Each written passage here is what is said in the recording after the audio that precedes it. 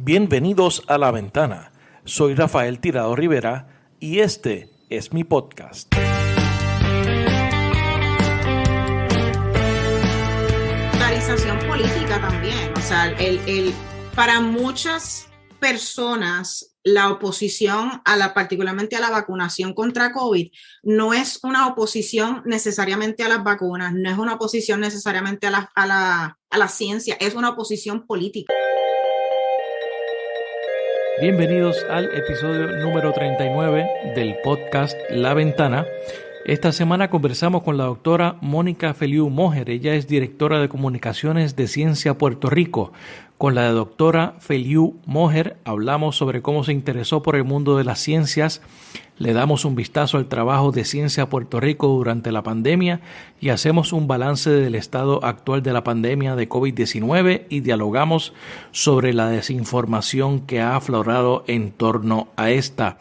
Cabe señalar que esta entrevista se realizó hace varias semanas y de hecho ya se preveía el aumento de casos de COVID-19 a causa de la subvariante BA.2 que hemos visto en los pasados días a la luz de lo que ocurría en China y en Europa en ese momento.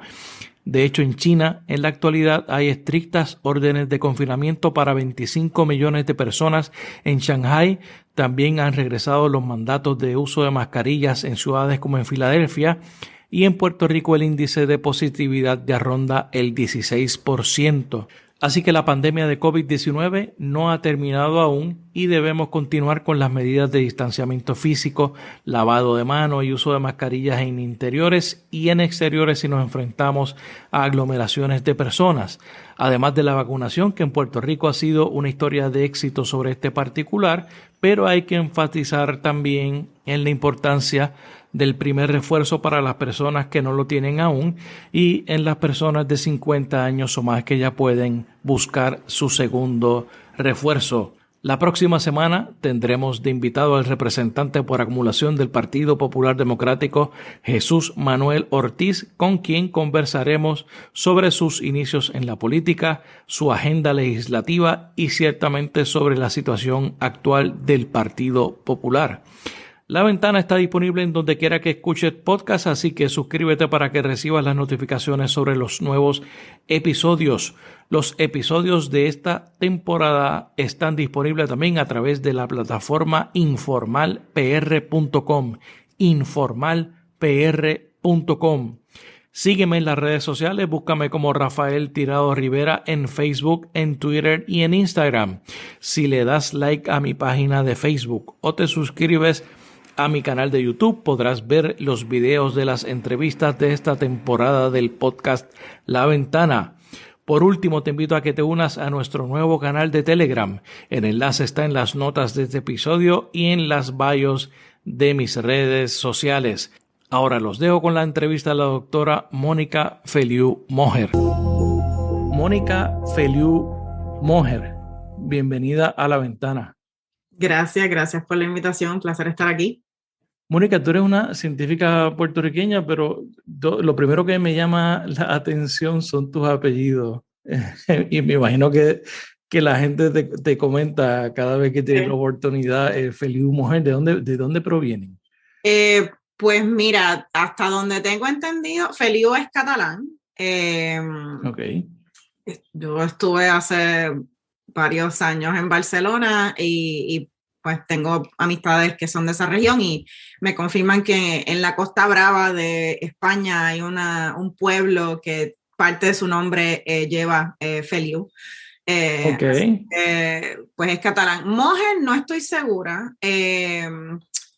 Hay personas que me han dicho que es catalán, hay personas que me han dicho que hay gente en las Islas Canarias que llevan el apellido Moher, pero la realidad es que no sé, o sea, ambas familias llevan generaciones en Puerto Rico, o sea, por lo menos todas las generaciones que yo conozco han estado en Puerto Rico, pero pues lo que tengo entendido es que tienen un origen español ambos. Qué interesante. ¿Y dónde tú eres original de Puerto Rico? Yo un pueblo de la montaña. Yo soy del barrio Maricao de Vega Alta. De Vega Alta. Un área rural del pueblo de Vega Alta, pero la familia de mi mamá es de Fajardo y la familia de mi papá es de el área de Laja, San Germán. Okay. ¿Y algunos de ellos tienen algún trasfondo en el tema de ciencia Eh, o no? Más o menos, o sea, mi papá, él trabajó muchos años en la Autoridad de Energía Eléctrica y el trabajo que él realizaba era, tenía yo creo que algunas características del trabajo de quizás un ingeniero, pero pues mi papá era supervisor de subestaciones en energía eléctrica, mi mamá fue trabajadora social, ya ambos están retirados. Y pues tengo un tío que es farmacéutico y ese es como mi referente principal así de Ese es alguien en la tu link con familia. el tema. Sí, sí, o sea, esa es en términos de, pues, no, personas en mi familia, pues realmente mi tío y pues ahora tengo primos que son ingenieros, pero mientras crecía, pues mi tío era el único que tenía así una carrera relacionada a la ciencia. Y entonces, cómo es que tú llegas o tu camino te lleva al tema de la ciencia? Y no solamente en términos académicos, sino en términos profesionales. ¿Cómo hacer de una profesión eh, que es tan difícil, que es complejo, que es competitivo y que cuando uno piensa en un científico, uno piensa en un hombre blanco con una bata blanca en un laboratorio? Ujú. ¿Cómo te lleva la vida y qué caminos tomas para llegar a ese punto? Pues mira, primero yo creo que la dificultad es relativa, ¿no? O sea, yo creo que pues hay personas que tienen diferentes intereses y actitudes para ciertas carreras y cosas. Y por ejemplo, a mí me parece que la contabilidad me parece imposiblemente difícil. Así es que Somos dos, definitivamente, no hay forma.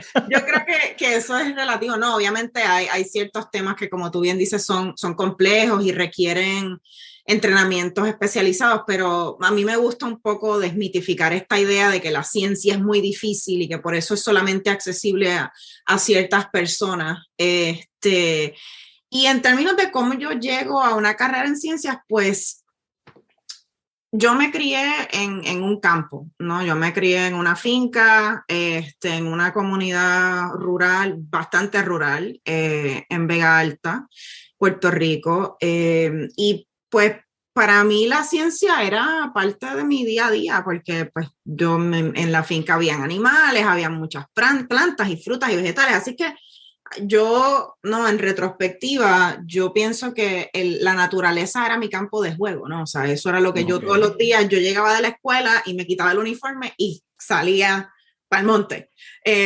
básicamente, o atender los animales y entonces, pues ese interés por la biología en particular, ¿no? Por los seres vivos, siempre fue algo que fue parte de mí, ¿no? O sea, esa curiosidad de por qué las plantas hacen una cosa, por qué los animales se comportan de una manera, para mí era bien natural porque era lo que yo tenía a mi alrededor, ¿no? Y pues mi papá, aunque no era ingeniero de profesión, pues mi papá siempre estaba haciendo cosas alrededor de la casa, construyendo, no sé, había que construir un cercado, había que hacerle un cepo a la vaca, ¿no? Entonces, pues yo siempre era como su ayudante. Así es que esto de estar construyendo cosas y rompiendo cosas y haciendo preguntas, para mí no, era muy natural. Así es que yo creo que ahí es que surge mi interés por la ciencia. Y pues tuve la fortuna de que mis papás siempre fomentaron ese interés, ¿no? Yo nunca escuché, tú sabes, no te ensucies o no brinques ahí porque tú eres una nena. O sea, Claro. yo Ni como que, tampoco vete por esta área laboral o profesional. no.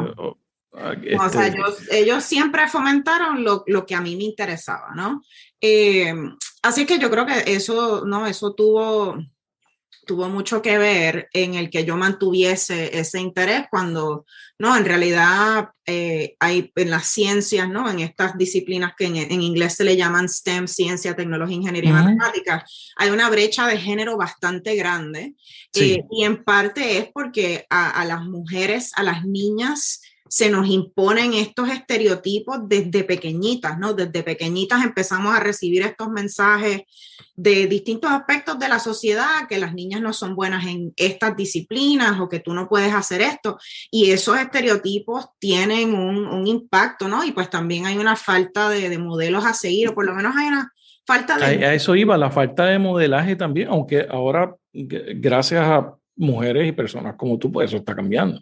Sí, ciertamente, pero no, es algo que persiste particularmente en posiciones de liderazgo, ¿no? O sea, en posiciones de liderazgo es mucho más difícil para las mujeres llegar a esas posiciones de liderazgo en estas disciplinas de STEM, porque pues todavía existen un sinnúmero de barreras sistémicas. Y aunque yo sí enfrenté, ¿no?, esa falta de modelos, de referentes, de inclusive ver no solamente mujeres, pero científicos puertorriqueños en general. O sea, yo nunca llegué a conocer sobre científicos puertorriqueños en la escuela, salvo, no, quizás un Agustín Stahl.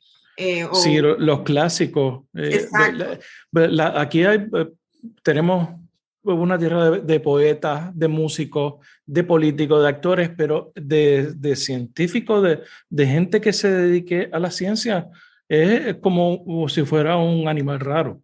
Sí, o sea, y es lamentable porque hay mucho. O sea, Agustín Stahl no, hizo muchísimo por la botánica en Puerto Rico. En Puerto Rico hubo una científica que se llamó Ana Roque de Duprey, que fue una pionera también en la botánica, el estudio de las plantas en Puerto Rico, pero a Ana Roque de Duprey se le conoce también porque era sufragista, ¿no? Ella impulsó el derecho al voto por las mujeres. Ella fue una de las que ayudó a fundar la Universidad de Puerto Rico. Tenemos un Ramón Emeterio Betances que era médico, que también hizo mucho por la medicina en Puerto Rico, pero se le conoce por su gesta política. Entonces, pues, no, yo diría que en el siglo XIX, siglo XX en Puerto Rico había muchos de estos pues próceres de la ciencia boricua que también tenían otros intereses y quizás se les conoce más por esos otros intereses, pero en general pues la ciencia no ha sido tan parte de nuestra cultura popular como pues la música, la comida, otros elementos de las artes, y pues a pesar de todas esas cosas, pues yo, como te digo, siempre tuve el apoyo de mis papás, y entonces ya cuando yo tenía como 11 años, yo me comienzo a interesar particularmente por el cerebro, por la neurociencia, que es en lo que terminé haciendo mi doctorado, y por una experiencia muy personal. Mi papá le diagnostican depresión, una depresión severa, cuando yo tengo más o menos como 11 años, y aunque yo no sabía qué era lo que estaba pasando, yo no lo entendía bien, yo sabía que tenía que ver con el cerebro, ¿no? Y entonces, había una conexión, pudiste exacto, hacer esa conexión. Yo sabía que ahí había una conexión, ¿no? Y yo sabía que, por ejemplo, un psiquiatra, pues era esa persona, ese profesional que se supone que ayudaba a personas, ¿no?, con condiciones de salud mental, con trastornos de salud mental, que eso tenía que ver con el cerebro. Así es que empiezo a irme como que por esa área, ¿no? Me empieza a interesar más el cerebro, empiezo a decir, pues yo quiero estudiar medicina, yo quiero ser psiquiatra. No porque quisiera estudiar medicina, sino que para ser psiquiatra hay que estudiar medicina. Y entonces cuando llego a la universidad, entro a la universidad por premédica, ¿no? Yo estudié en la Universidad de Puerto Rico en Bayamón, y entro con la idea de estudiar medicina. Es de los Vaqueros de Bayamón. De los Vaqueros de Bayamón. Eso, y mi hijo está ahí en primer año. Pues mira, qué chévere. Pues entro con esta idea de estudiar medicina, y mientras estoy en la universidad, allí conozco la primera científica que conocí en persona, ¿no? Y pues en carne y hueso. Esa sí, y por casualidad pues era mujer, ¿no? Era una mujer, una puertorriqueña científica, era microbióloga, es microbióloga, la doctora Agnes Martínez Laos, nunca me voy a olvidar de ella. Y ella pues no solamente se convierte en ese referente para mí, sino que ella me va llevando a explorar, tú sabes que pues la medicina no es la única opción, que existen programas y oportunidades de investigación, y ella me convence realmente a que haga un programa de investigación de verano cuando yo estaba para ir del segundo o tercer año a la universidad. Porque pues yo estaba yo estaba convencida que yo iba a estudiar medicina y ella me dijo, bueno, pero aún si quieres estudiar medicina, hacer investigación, pues te va a ayudar, ¿no? O sea, es una oportunidad valiosa. Una escala, ¿no? Para hacer. Exacto, exacto. No, porque la investigación científica es súper importante para la medicina. Claro. No, muchos avances médicos se dan porque esa investigación básica existe, ¿no? Porque estamos generando ese conocimiento. Entonces, pues yo solicito a esta oportunidad de verano, que fue en la Universidad Central del Caribe, que es la escuela de medicina que está en Bayamón, justo allí al lado del recinto de Bayamón de la UPR.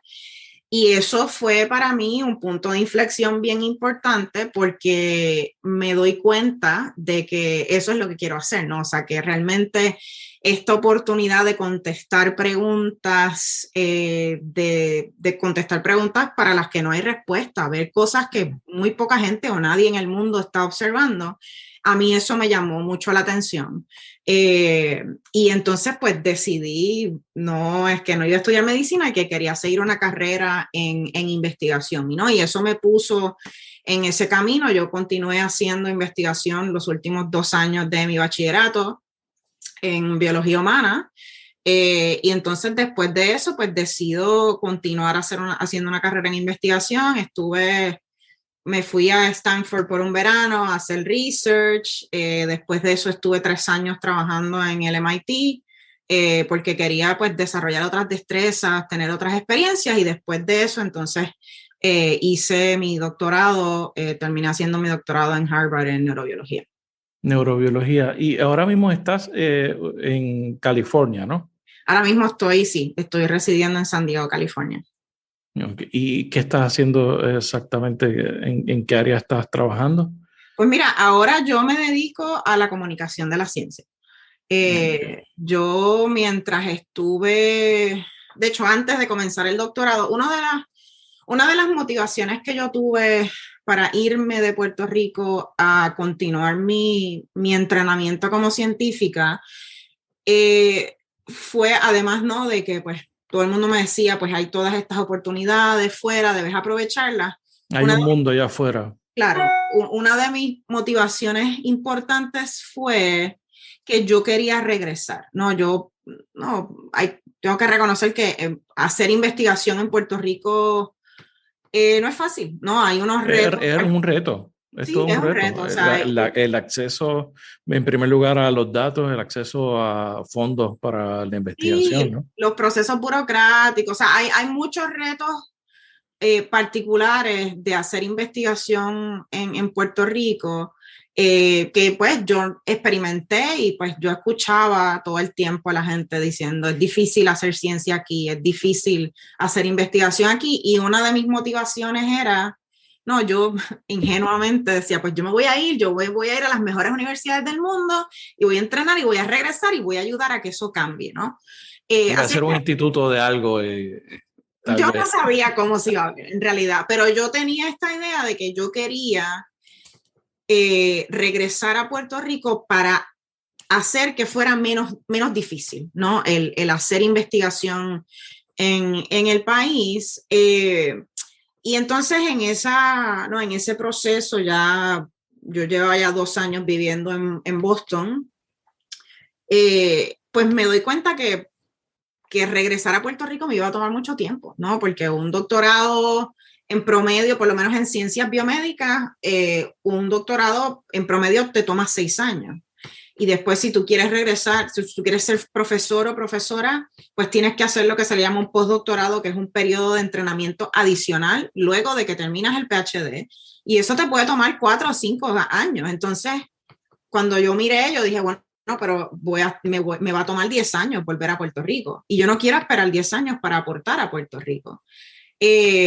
Así es que en ese interín conozco al doctor Daniel Colón Ramos, que es quien funda Ciencia Puerto Rico, y él y yo nos conocimos en el 2006. Yo estaba haciendo entrevistas para escuela graduada, él estaba en Stanford haciendo un postdoc, y yo estaba entrevistándome para uno de los programas de PhD en Stanford, y me reúno con él. Alguien me dice, ay, tienes que conocer a este tipo puertorriqueño, está aquí haciendo esto, tienes que conocerlo. Y pues en un break entre las entrevistas, Me llevan al laboratorio donde está trabajando Daniel y él me cuenta de Ciencia Puerto Rico y él acababa de lanzar a Ciencia Puerto Rico y en aquel momento era un website. O sea, él básicamente dijo, bueno, pues él modificó una base de datos que él utilizaba en su laboratorio para llevar cuenta de unos reactivos que él utilizaba. Y él dijo, bueno, pues si yo puedo usar esta base de datos para saber dónde están mis reactivos, pues yo puedo modificar esto para crear una base de datos que me ayude a identificar dónde están las personas alrededor del mundo que están interesadas en la ciencia y Puerto Rico. Porque él tenía un deseo de, pues no, estando en California, pues en California no hay tantos puertorriqueños, California está bastante lejos de Puerto Rico, ¿no? Hay una distancia considerable. Y él pues tenía este deseo de conocer él decía, tiene que haber otros boricuas que están haciendo. Tiene que haber más gente como yo pensando. Claro, tiene que haber más gente como yo. Y entonces pues él crea en ese momento, no, esto fue en el 2006, Facebook, Twitter, ninguna de estas herramientas que hoy en día damos por sentado existía, y si existían estaban empezando. Sí. Así es que él crea esta página con la idea de que cualquier persona que tenga un interés en la ciencia de Puerto Rico pueda decir, estoy aquí, y decir, pues estoy trabajando en este sitio, esto es lo que me interesa. Y él pensó, pues si creamos una comunidad de estas personas, pues podemos colaborar y hacer cosas por Puerto Rico. Y cuando él me cuenta, ¿no?, de su visión sobre la organización, yo supe inmediatamente, esto es lo que yo estaba buscando, ¿no? Esta es mi oportunidad de mantenerme conectada con la comunidad científica, la comunidad de ciencia boricua, y de alguna manera aportar al avance de la ciencia. Y casualmente el primer proyecto en el que comienzo a trabajar es un proyecto de comunicación de la ciencia. Ciencia Puerto Rico lleva ya 16 años colaborando con El Nuevo Día, y a través de esta colaboración, miembros de la comunidad de Ciencia PR pues colaboran escriben para el periódico. Escriben artículos sobre, exacto, escribimos columnas, escribimos artículos sobre ciencia, pero a mí una de las cosas que me llamó la atención de lo que yo había comenzado a hacer, Daniel, con esta colaboración, era que era una oportunidad de comunicar la ciencia en arroz y habichuelas, ¿no? De forma sencilla, relevante a la cultura, al contexto de Puerto Rico. Y a mí eso me llamó mucho la atención porque a mí siempre me ha gustado escribir. Obviamente me gusta mucho la ciencia y yo vi una oportunidad, ¿no?, de conectar la ciencia, la cultura, ¿no?, y comunicarla, compartirla. Pero también nosotros vimos una oportunidad de atender un poco esa falta de referentes de científicos y científicas boricuas que estábamos hablando ahorita. El vacío que estábamos. Exacto. Ese vacío de, pues, realmente en los medios en Puerto Rico, en aquel momento, no se resaltaba el trabajo de científicos o científicas puertorriqueños ni proyectos que se estuvieran haciendo en Puerto Rico. O sea, esa visibilidad no existía. Y entonces a través de esta colaboración nosotros vimos esa oportunidad de visibilizar a todo este talento que nosotros sabíamos que existía, pero que mucha gente no conocía. Y esa oportunidad con Ciencia Puerto Rico es la que me abre a mí las puertas, me lleva a descubrir que la comunicación de la ciencia es una carrera que yo puedo perseguir, porque yo no era algo que conocía hasta ese punto. Y entonces también me da la oportunidad de desarrollarme, ¿no? Porque yo empiezo a escribir para el periódico, empiezo a ayudar a otros científicos y científicas a escribir para el periódico. Eventualmente, pues Ciencia Puerto Rico publicó un libro, empezamos a publicar podcasts, empezamos a colaborar con escuelas y entonces eso me abrió la puerta. Hay todas estas oportunidades de comunicar la ciencia, de conectar a las personas con la ciencia, así es que hoy en día eso es lo que yo hago. Yo trabajo con Ciencia Puerto Rico, también trabajo con una organización que está basada acá en California, que se llama el Science Communication Lab, y en general mi trabajo se enfoca en comunicar la ciencia de diferentes maneras, a través de diferentes medios, escritos, con la producción de documentales, produciendo cursos para ayudar a que los científicos y científicas tengan las destrezas también de comunicarse efectivamente. Así que mi enfoque ahora es en eso. Entonces, y Y eso nos trae al tema de el más recientemente, estamos en una pandemia, ¿no? De COVID-19 que ha traído unos retos de comunicación enormes,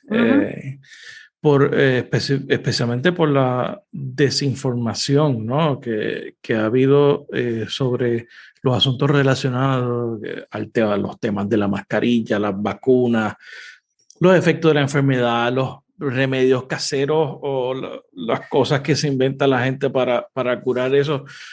¿Cómo ustedes han manejado, cómo tú manejas ese tema, estos temas, y cómo los abordas, especialmente desde Ciencia Puerto Rico y desde otros frentes? Sí, pues mira, yo digo que la pandemia es el momento para el que yo me había estado preparando toda mi carrera sin saberlo. Exacto, sí, sí, sí. Porque realmente ha sido, no, yo creo que la pandemia ha puesto en relieve lo esencial que es la comunicación efectiva de la ciencia. Porque realmente ha presentado retos, yo no diría sin precedentes, pero retos que no habíamos tenido que enfrentar con esta intensidad. Se puede decir sin precedentes, porque en primer lugar el acceso que tiene la gente a los medios en la última pandemia no existía. Claro, sí. O sea, Sí, y en todo ese el sentido, mundo tiene su opinión, todo el mundo tiene acceso a Google, todo el mundo tiene acceso a un teléfono, puede decir lo que quiera y pensar cualquier cosa. Es una locura. Sí, no ha sido una tormenta perfecta. A pesar de lo bueno que son los medios, ¿no? Claro. Y, o sea, ha sido una tormenta perfecta porque, pues, la desinformación no es nueva. O sea, la desinformación ha existido desde que existe la información. Claro. O sea, hace más de un siglo que la desinformación existe, ¿no?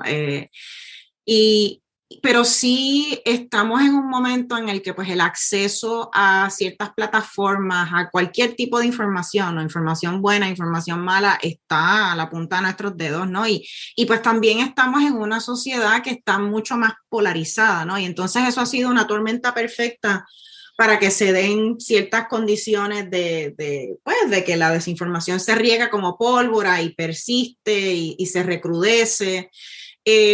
Desde la perspectiva de Ciencia Puerto Rico, nosotros hemos manejado esto de diversas formas, ¿no? Nosotros, agraciadamente, como organización, pues llevamos 16 años colaborando con diversos medios en Puerto Rico, así es que cuando comienza la pandemia, inclusive antes de que se declarara una pandemia o no, se declarara la emergencia por la pandemia en Puerto Rico, ya nosotros habíamos comenzado una respuesta mediática de activar a nuestra red de expertos y expertas para que escribieran columnas de opinión, para que hicieran entrevistas en diversos medios. Y nosotros hemos estado haciendo esto desde el principio, ¿no? Desde marzo del 2020. Básicamente nosotros hemos puesto este ejército de expertos y expertas a la disposición de los medios en Puerto Rico e internacionales también para contextualizar ¿no? lo que está sucediendo, explicar los distintos conceptos. Nosotros también, y pues por ejemplo, nosotros en los últimos 2 años, miembros de la organización han publicado ya sobre 100 columnas de opinión, artículos sobre ciencia en medios del país, particularmente en el Nuevo Día.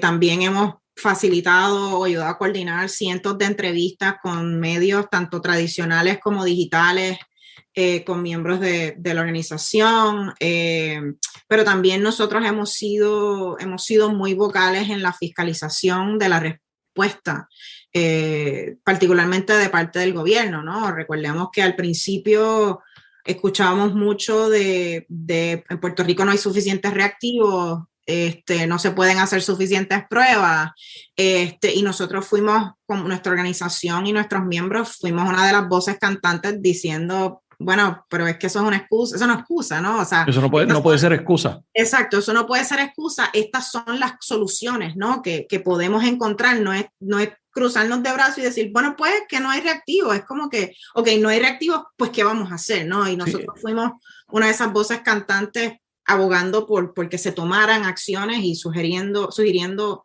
acciones concretas. Ese sentido de indefensión que a veces tenemos en Puerto Rico, ¿verdad? Y especialmente a líderes, a personas que están en posiciones importantes de poder, se encomiendan a yo no sé qué, y esperan que las cosas pasen. Sí. No hay previsión. Aquí había un secretario de salud diciendo que eso no iba a llegar porque eso era en China. Claro, claro. Y entonces, pues nosotros básicamente fuimos una de esas voces cantantes diciendo, esto es inaceptable, ¿no? O sea, esto es una excusa y pues es inaceptable porque si no hacemos nada se van a perder muchísimas más vidas, ¿no? O sea, en este momento de la pandemia han fallecido más de 4.000 personas en Puerto Rico, pero las predicciones que habían era que si no se actuaba, podrían ser decenas de miles de personas, ¿no? Teniendo en cuenta que en Puerto Rico tenemos un país que es viejo, un país que tiene muchísimas condiciones preexistentes, un país en donde el sistema de salud es bien precario, ¿no? Entonces nosotros como comunidad sentíamos esa urgencia de si no hacemos algo, o sea, yo personalmente, yo recuerdo esas primeras semanas, yo pensaba, o sea, esto puede ser muchas veces peor que María. Sí. Así es que, pues nosotros pusimos de nuevo esa comunidad al servicio del país a través de estas colaboraciones mediáticas, abogando por medidas de salud pública, no, pidiéndole al gobierno que rindiera cuentas. También yo recuerdo que al principio hubo un momento, el gobierno de Puerto Rico estaba usando las pruebas que no eran para diagnosticar COVID, ¿no? Se estaban usando pruebas de anticuerpos cuando esas pruebas nunca se debieron usar para el diagnóstico. Así es que nosotros pues también nos hemos movilizado a eso. Y entonces, pues también desde el punto de vista de educación, ¿no? La educación de nuestros niños y niñas se vio bien afectada. Y pues todo el mundo se movió remoto, pero pues no todo el mundo tenía acceso, así es que nosotros a través de los diversos programas de educación modificamos lo que estábamos haciendo.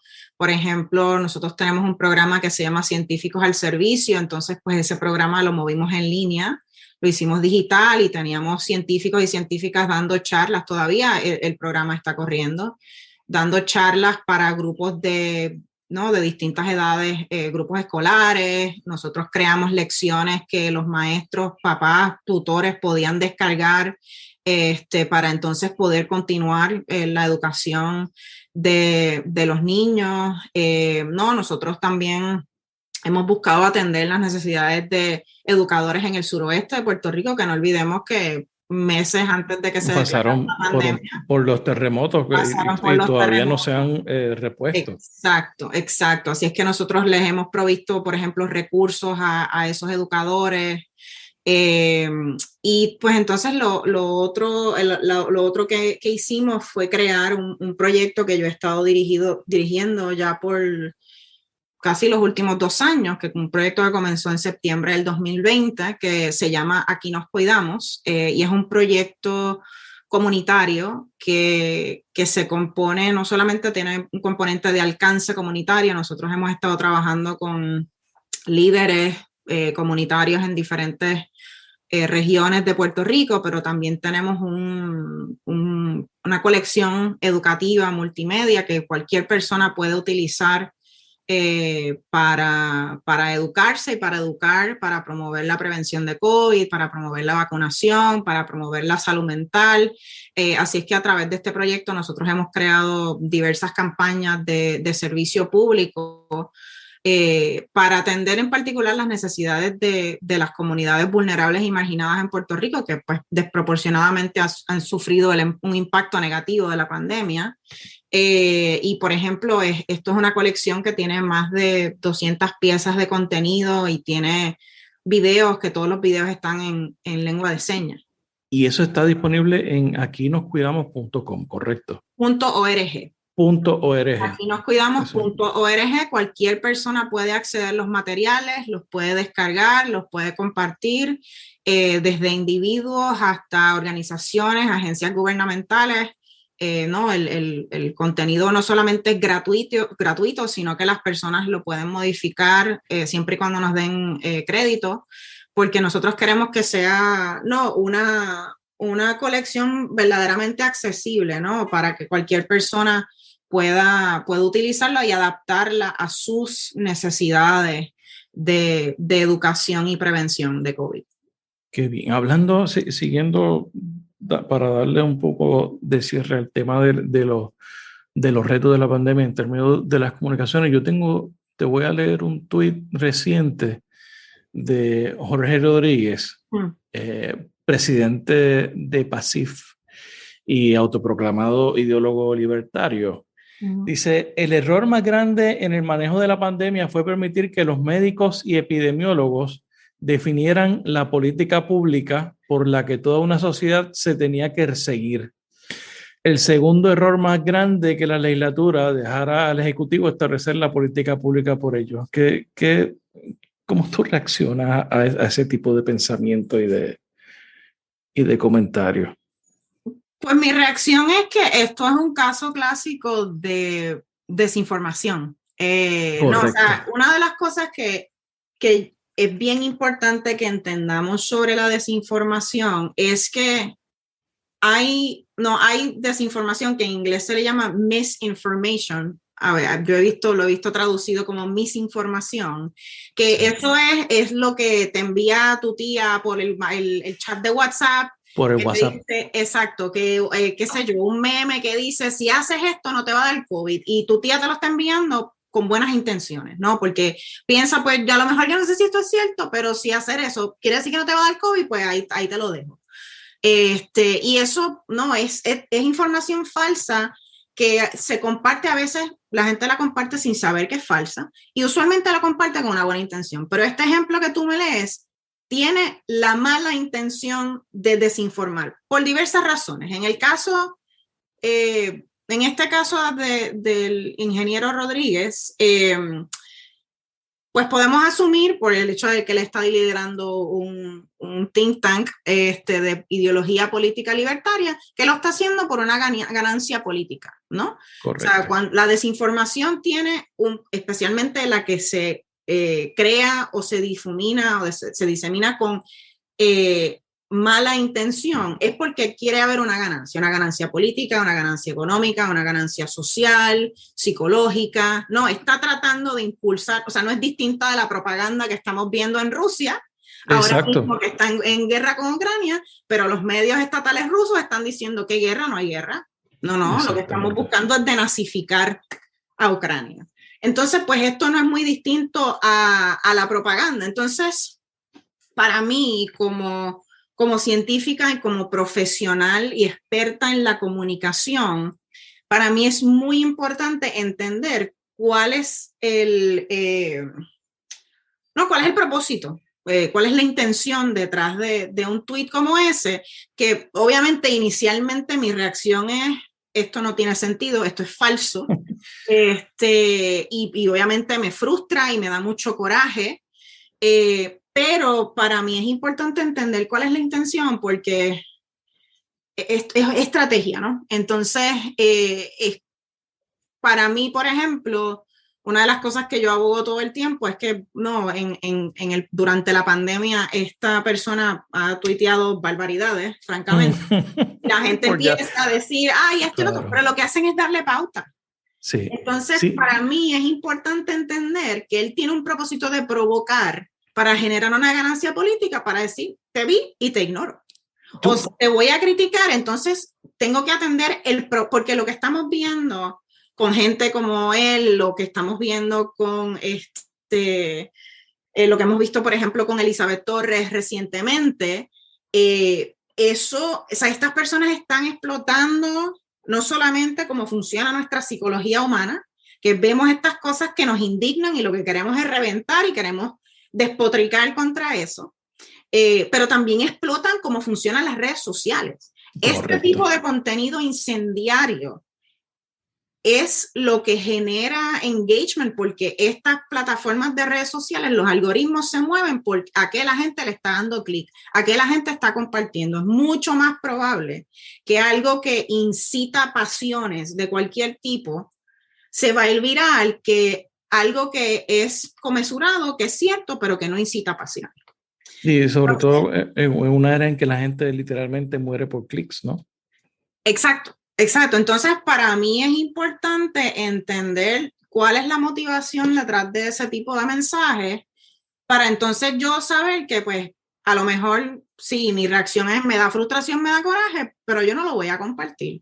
Y entonces yo particularmente, ¿no? Como alguien que está pensando en el big picture, ¿no? De los medios y de la comunicación, para mí entonces es más importante pensar cómo yo atiendo este problema, porque lo que estamos viendo de un Jorge Rodríguez, de un Elizabeth Torres, es un síntoma de un problema más grande. O sea, ellos son parte del problema, pero no son el problema. Correcto, no son el problema. Entonces, para mí es más importante pensar cómo le damos a la población las herramientas de pensamiento crítico para que puedan analizar la información que ven en las redes sociales, para que puedan cambiar su comportamiento y antes de compartir un mensaje incendiario como este, de darle share, aunque sea para criticarlo, digan, espérate, de verdad, esto vale la pena que yo lo comparta, porque si lo comparto le doy pauta y entonces juego para el algoritmo.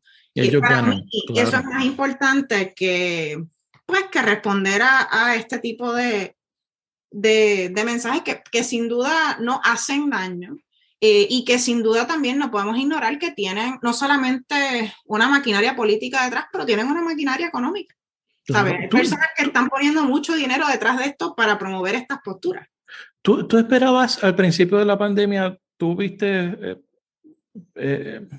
tenías algún feeling de que se iba a politizar de la forma en que se politizó la pandemia? Sí, o sea, yo no te puedo decir que a mí me sorprendió. Claro. Porque, o sea, yo he sido observadora de, por ejemplo, el tema de la polarización, cómo se ha polarizado el tema de la vacunación, no solamente para COVID, para otras cosas, ¿no? Uh-huh. O sea, lo que pasa con la vacuna de COVID es producto de la polarización con otras vacunas también, por otras cosas que se están diciendo. Y la polarización política también, o sea, para muchas personas la oposición particularmente a la vacunación contra COVID no es una oposición necesariamente a las vacunas, no es una oposición necesariamente a la ciencia, es una oposición política. O sea, es una oposición política porque es como que yo no me voy a vacunar porque mi posición política, mi identidad política es que mi libertad va por encima de la salud pública. Mi libertad individual va por encima de la salud pública. O mi ideología política es que yo estoy en contra del establishment, en contra del establecimiento político y a mí no me importa lo que diga el establecimiento político, yo voy en contra de eso. Y eso es un fenómeno que no es nuevo, es un fenómeno que no es de ahora. Entonces, a mí, francamente, no me ha sorprendido. O sea, yo tengo que decir que han habido cosas que han sucedido que yo, wow, de verdad. O sea, esto está un poco extremo.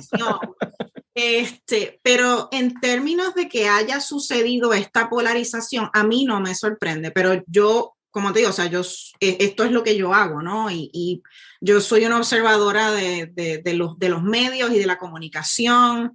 No, yo conozco la investigación, hay toda un área académica de investigación de ciencias sociales sobre la desinformación, la polarización. Así es que a mí no me ha sorprendido. Lo que sí me ha decepcionado muchísimo es que particularmente el liderazgo de salud pública en los Estados Unidos ha estado, o sea, totalmente ignorante a esto y no debería de ser sorprendente, ¿no? O sea, hace más de 20 años que hay movimientos antivacunas y claro, muchas de las narrativas que se están utilizando contra las vacunas de COVID se han utilizado contra otras vacunas. Y se sabía que venían. Exacto, o sea, y si tú miras los estudios, ¿no? Encuestas, diferentes investigaciones que se han hecho, cuando tú miras, hay una correlación, particularmente en los Estados Unidos, porque yo creo que para mí es bien interesante notar que la cultura en general, pero la cultura política en Puerto Rico y en Estados Unidos es bien diferente en ese sentido. Y en Estados Unidos hay una correlación bien fuerte entre personas que no están vacunadas o que dicen yo no voy a usar la mascarilla y su ideología política, que la mayoría son personas que son conservadoras y o republicanas. Entonces hay una correlación bien fuerte entre las ideologías políticas y las posturas sobre COVID-19. Y eso es algo que se sabía antes de la pandemia, de que en general estas posturas de por lo menos escepticismo a la ciencia o escepticismo a órdenes gubernamentales era mucho, o sea, tiene una identificación política particular. Entonces, a mí siempre me vuela la cabeza ver que, o sea, el director de los Institutos Nacionales de Salud, por ejemplo, el doctor Francis Collins, que se retiró a final del año pasado, yo al final del año pasado vi una entrevista que él dijo, ay, yo no me esperaba que la gente tuviera tanta resistencia a las vacunas. Y yo, pero brother, ¿dónde tú has estado estos últimos 20 años? ¿Dónde has estado? Sí. Tú sabes, que como que una persona como él debería saber estas cosas, ¿no? Porque él no es un científico cualquiera. Él es un científico que está haciendo política pública. Claro. Pero yo creo que ha habido una falta de,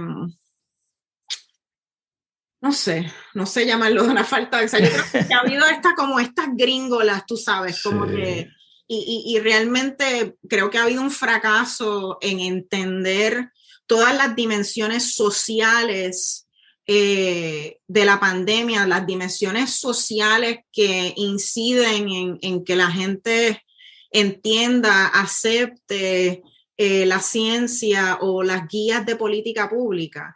Eso sí, para mí no ha sido sorprendente, pero siempre es bien decepcionante cada vez que veo líderes como Collins o la directora de los CDC, Rochelle Walensky, decir cosas que yo digo como que, pero de verdad. ¿En qué mundo están viviendo? ¿En qué mundo ustedes viven? Y son al final del día son designaciones políticas que deberían de conocer qué es lo que pasa. Exacto. Y eso es una de las cosas que es importante entender, ¿no? O sea, obviamente esto es una emergencia de salud pública causada por un virus, ¿no? Por una entidad infecciosa, pero la pandemia es un fenómeno político y es un fenómeno sociológico, ¿no? Sí, o sea, claro. Realmente, por ejemplo, ¿no? Que ahora estamos hablando de, ¿cuándo se va a acabar la pandemia? Realmente eso no es una decisión. O sea, ahora mismo en los Estados Unidos hay muchos lugares donde la gente está actuando como que la pandemia se acabó. Y eso no es una decisión científica, es una decisión política. Es político. Realmente es una decisión política. Y estamos hablando de ti, Florida, así que mira a ver qué hace. Eso te iba a preguntar ahora mismo. Hay muchos lugares donde se han suavizado las restricciones, otros lo han eliminado, otros no han tenido restricciones durante todo este periodo. Sí. ¿En qué la pandemia se acabó? ¿En qué momento estamos? ¿En qué punto estamos de la pandemia? ¿Qué es lo que se espera que pase? Yo sé que hay unas nuevas variantes, la BA2, que está provocando repuntes y provocando más restricciones en otras partes del mundo, por ejemplo en China y en Europa. ¿En qué punto estamos? Pues mira, la pandemia no se ha acabado. ¿Cuándo se va a acabar la pandemia? No es algo que nadie puede responder. O sea, en términos de qué tiene que pasar para poder decir se acabó la pandemia, pues tiene que haber un control a nivel global. O sea, tiene que haber, no podemos estar en estos procesos de repuntes y estatus permanente de crisis y de emergencia. Pero todavía, o sea, no se ha acabado la pandemia, todavía estamos viendo estos repuntes, todavía tenemos...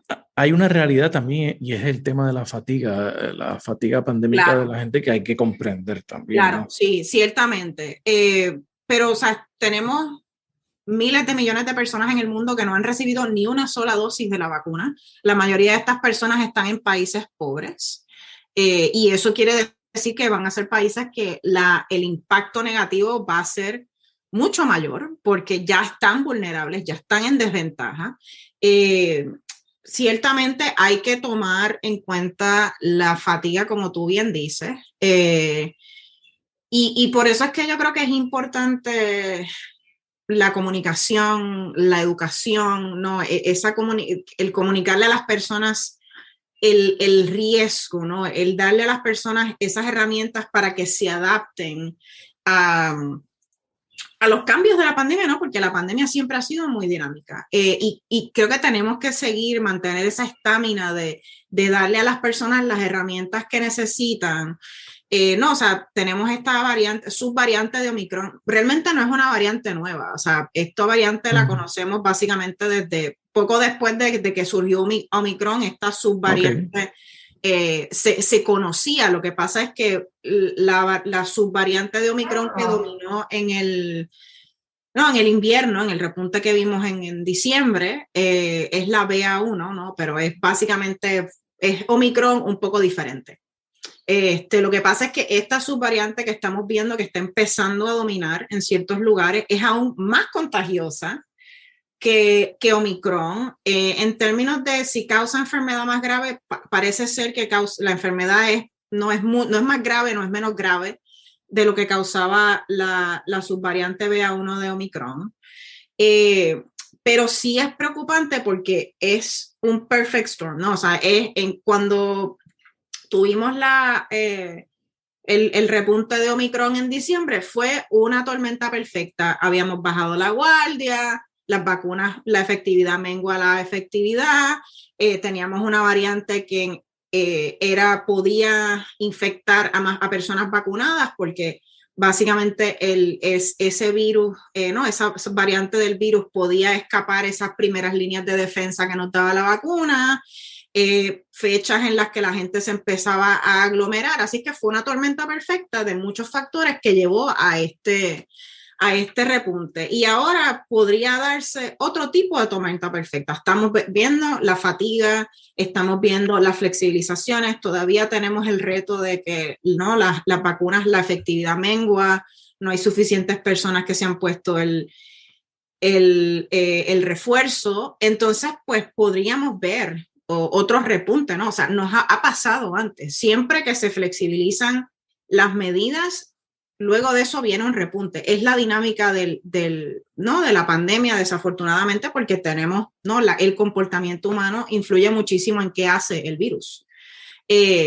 Así es que yo creo que ahora mismo, este punto, yo creo que la buena noticia es que tenemos muchísimas más herramientas, tenemos muchísimo más conocimiento para mitigar y atajar el virus, ¿no? O sea, tenemos vacunas que funcionan súper bien, que nos protegen contra la enfermedad grave, la hospitalización, la muerte.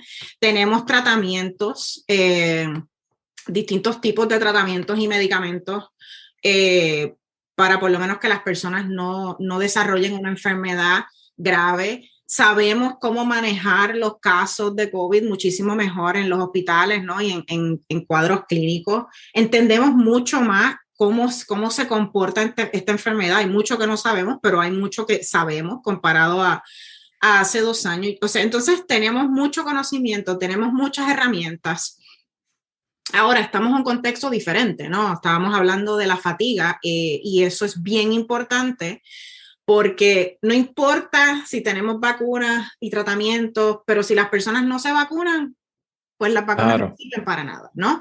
Exacto. Si tenemos las mascarillas que sabemos que son súper efectivas en evitar contagio, evitar que la gente se infecte, pero si las personas no usan las mascarillas, no las usan bien, pues entonces no valen de mucho.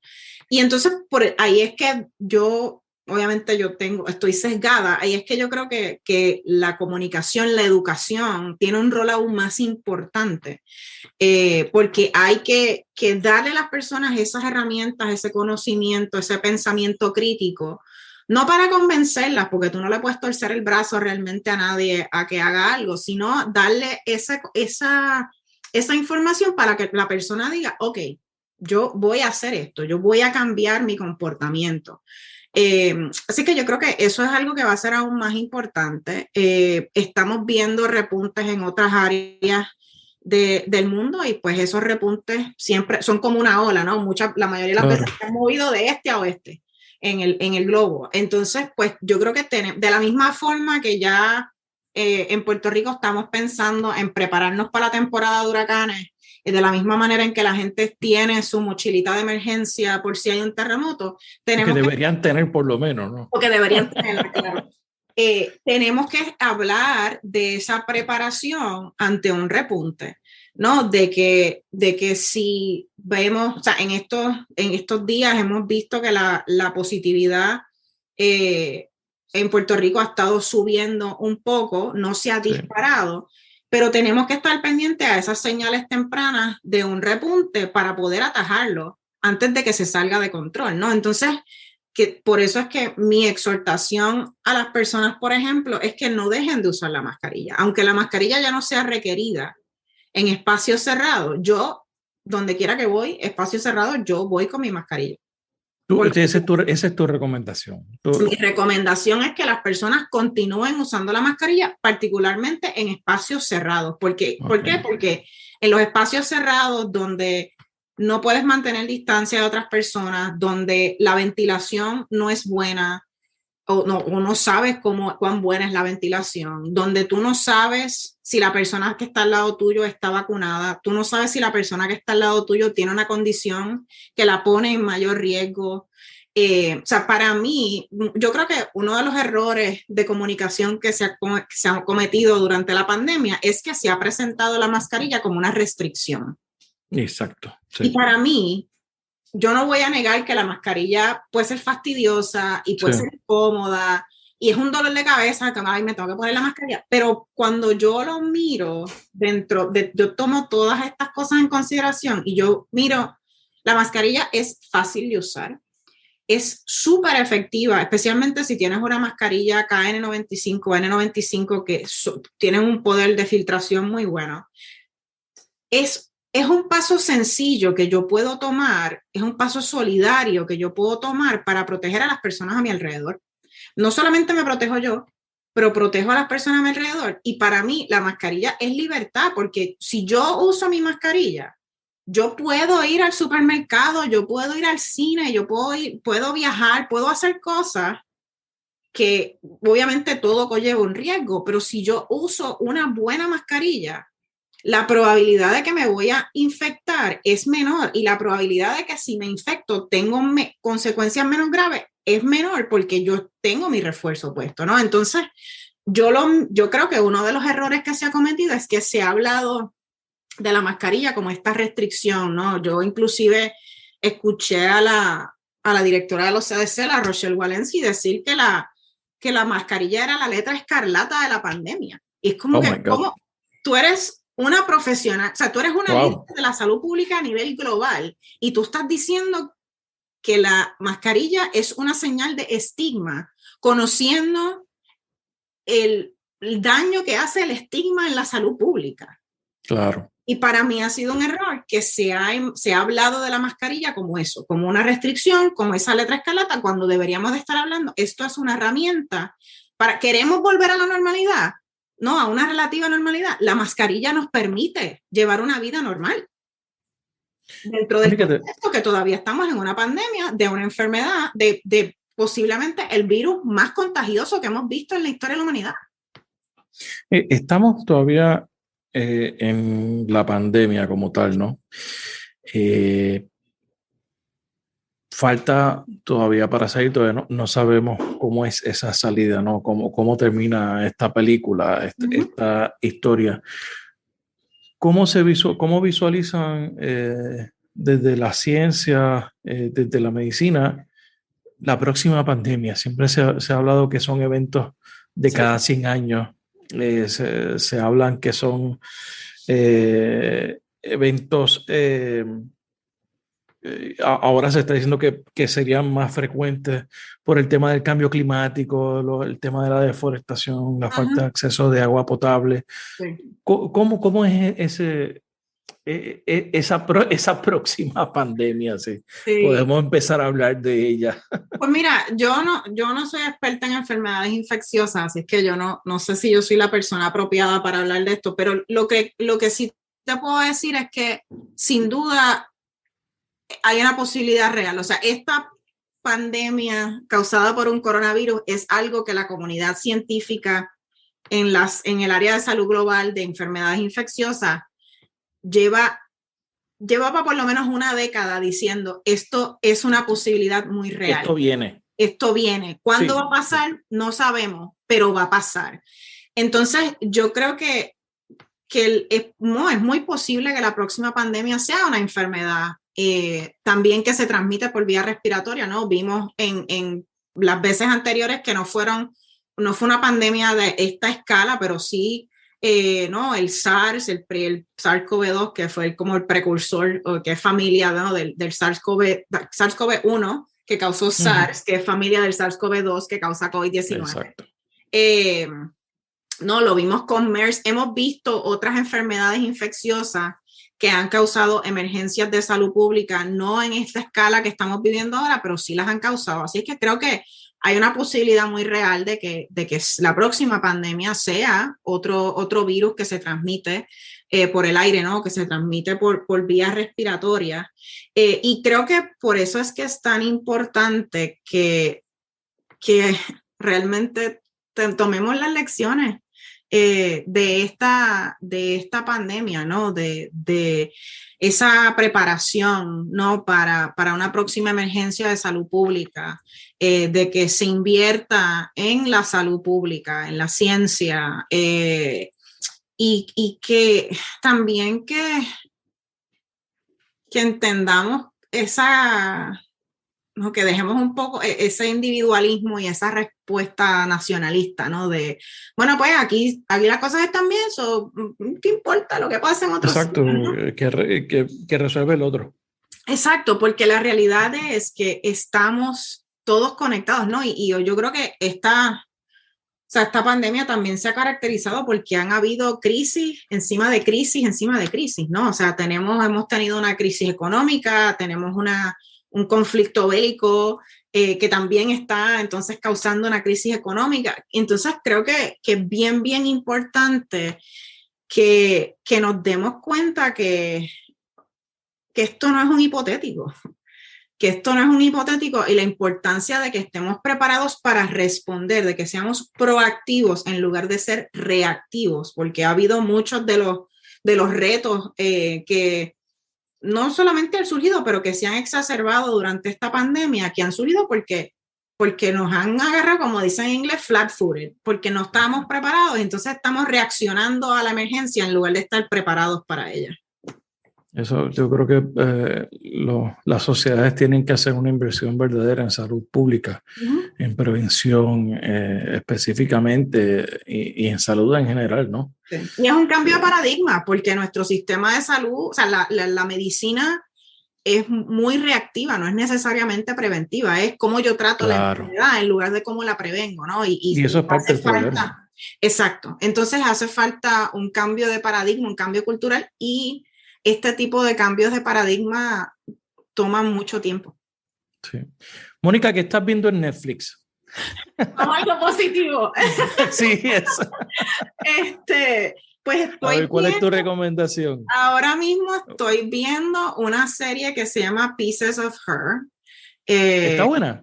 Esa la tengo en lista. Hasta ahora sí, voy por como el episodio, el tercer o cuarto episodio. Y es una serie con Toni Collette. A mí me encanta Toni Collette. Es una de mis actrices favoritas. Así es que, aunque no la he terminado, la puedo recomendar. Okay. También he estado viendo, no en Netflix, pero en Apple TV, he estado viendo Severance, que es como un thriller de ciencia. Esa está bien loca. Yo empecé a verla y no sé si quiero seguir. Pues mira, yo al principio me sentía así, estaba como que esto está lento, esto está como que bien extraño, pero me juqueé porque quiero saber qué pasa. Así que he estado viendo esa serie también. Y entonces esas son mis series como de por la noche, ¿no? Pues las series como que más pesadas, más serias, pero yo usualmente trato también de estar viendo como una serie que no tengo que pensar y que me da felicidad, porque pues tú sabes, el mundo ya de por sí es bien pesado. Y estoy viendo Community, que es una comedia, me parece que era en NBC. Sí, de NBC, ese era un clásico. que ya terminó, pero Sí. los episodios son cortitos, son ligeros, es graciosa y pues yo vivo para el final de los episodios donde Troy y Abed siempre están haciendo como su skit al final. Muy bien. Bueno, ahí hay variedad de recomendaciones. Sí. Mónica, ¿dónde la gente te puede conseguir? Me pueden conseguir en Twitter, yo estoy bastante activa en Twitter, me consiguen como Moefeliu, Moefeliu. Ahí es donde me pueden conseguir en otras redes sociales, pero en verdad donde más activa estoy es en Twitter. Y también pueden conseguir a Ciencia Puerto Rico en todas las redes sociales, en Instagram, ciencia.pr, Facebook y Twitter, @cienciapr. Y por supuesto en nuestra página cienciapr.org. ¿Algo más que quieras añadir? Bueno, también si quieren apoyar el trabajo de Ciencia PR, pueden visitar. Eso es importante. Sí, pueden. Es el momento para eso. Exacto, somos una organización sin fines de lucro, pueden apoyar nuestro trabajo, pueden ir a yoapoyocienciapr.org, también pueden ir a en nuestras redes sociales, nuestra página, van a encontrar la información, estamos en ATH Móvil. Si buscan en la parte de donar, nos buscan como Ciencia PR y también estamos en PayPal. Excelente. Mónica Feliu Moher, gracias por estar en La Ventana. Un placer. Gracias por escuchar este episodio de La Ventana. Sígueme en las redes sociales, búscame como Rafael Tirado Rivera en Facebook, en Twitter, en Instagram. La Ventana es una producción de Change Lab Media para Rafael Tirado Rivera. Hasta la próxima.